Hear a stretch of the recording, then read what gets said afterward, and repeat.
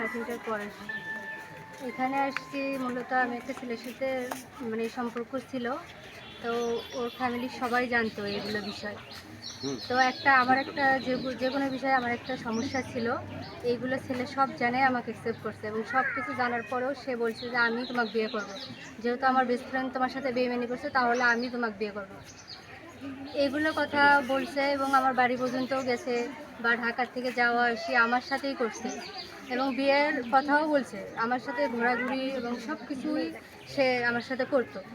এখন সে পর্যায়ে তার ফ্যামিলি থেকে চাপ দিছে যে সে নাকি আর এই সম্পর্ক রাখবে না। তার ফ্যামিলি নাকি বলছে যে আমাকে মানে নিবে না। এই জন্য সে আমার সম্পর্ক ভেঙে দেয়।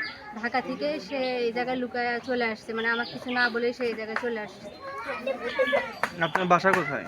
আমার বাসা গোবিন্দগঞ্জ। গোবিন্দগঞ্জে। হ্যাঁ। তো ঢাকায় থাকতেন? হ্যাঁ, ঢাকায় থাকতাম। গোবিন্দগঞ্জ কোথায় বাসা? গোবিন্দগঞ্জ হিরকপাড়া। কি নাম আপনার?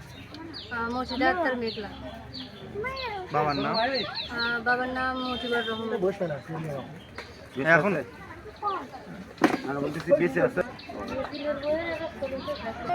আমি চাই যেহেতু ওর সাথে আমার সম্পর্ক, আমি ওকে বিয়ে করতে চাই। তার সাথে দেখা হয়েছে? না, সে আমাকে ফোন দিয়ে বলছে যে আমি যেহেতু ঢাকায় নেই, তুমি গোবিন্দগঞ্জে আসো, হয় আমাদের বাড়িতে বিয়ে হবে নয়তো গোবিন্দগঞ্জে বিয়ে হবে। তো আমি যখন তার বাড়িতে আসছি, তার আম্মু বলছে সে জানি কোন জায়গায় একটা গেছে। তো আমি তার বাসার ভিতর বসছি, বসার পরে তার মা আমাকে বলছে যে তুমি বাইরে এসে বসো। পরে তার বাবা এসে রাগ করে আমায় অনেক চড় থাপ্পড় মারছে।